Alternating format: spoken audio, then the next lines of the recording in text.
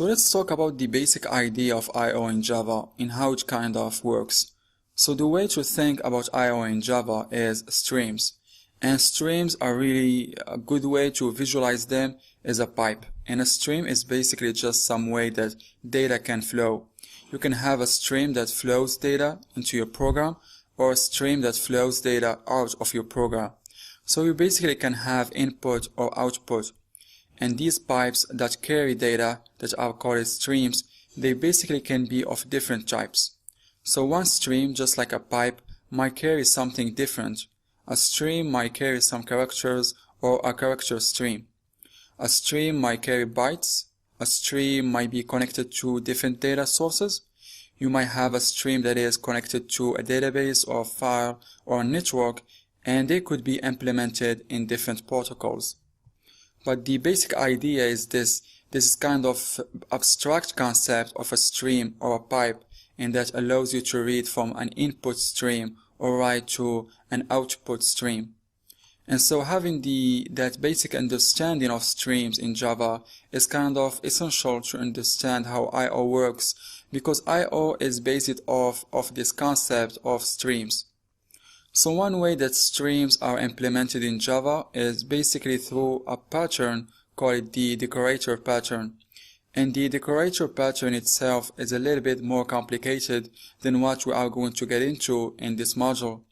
But we are going to use it even though we are not going to cover it completely.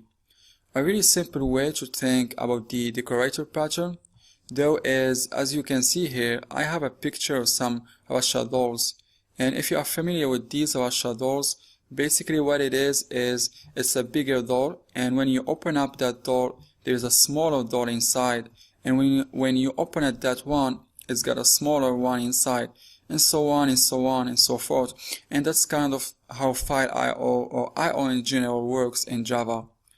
And what it does is it basically wraps each layer. So you might have multiple streams that are wrapped in other streams. Another way to think about this, if you have ever taken apart, for example, a cable wire for cable in your home cable system, you will notice that there's different wires that are wrapped in another layer. There's basically different coatings. There's kind of wires within wires. And so that's kind of the idea here, is that in Java, a lot of these streams are built up of other streams, so they wrap another stream. That is using the decorator pattern. And this kind of complicates things, but it also simplifies things. And it complicates things because it is something that you might not be used to. It doesn't really present itself in the way that you think about streams and you think about file I/O. You might want to just open up a file and read, but it also simplifies things, because without this kind of decorator pattern, you would have this problem of needing all different kinds of streams to do different things. A good example here would be you basically can have a stream in Java that can zip or compress data that is going to be written to a file, or uncompress it when it is read out. And you could have a stream that writes bytes or one that writes characters. And so if you didn't have this ability to wrap the stream that is able to compress over the stream that is able to write characters or bytes, you would need a compression stream that writes characters, a compression stream that writes bytes, and all the different variations. What about if it is buffered or unbuffered data, and if you wanted to read from different data sources? So basically the decorator pattern makes it so that you don't have to worry about each attributes of reading from a stream.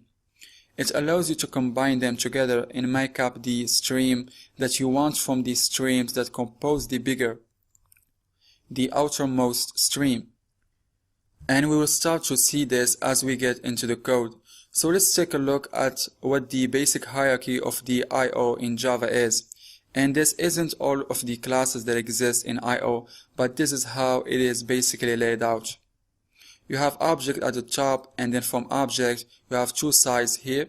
On the left side you can see I have input stream and output stream, and these are byte level streams. And the input stream obviously is N and the output stream is out. But a lot of the other streams inherit from either input stream or output stream. And all of these streams are able to write bytes. What I mean by bytes is raw data, not characters, not necessarily characters. It could be characters, but it could be just raw, binary data. On the other side, you have a reader and a writer, and these are text-based streams. These are designed to read ASCII characters. These are designed to read character sets and to read basically string or characters in and out from whatever the stream is, whether it be a file or a network or whatever it is. But these are character-based. So all of these streams and the readers and writers in Java inherit from one of these, either from the input stream or the output stream or the reader or the writer, and they can be combined together. And all of these classes here are abstract classes, meaning that you can't implement them directly. You have to extend them. And the Java streams extend input stream, output stream, reader, and writer in order to actually create a real implementation of the different kinds of specialized streams that exist in Java.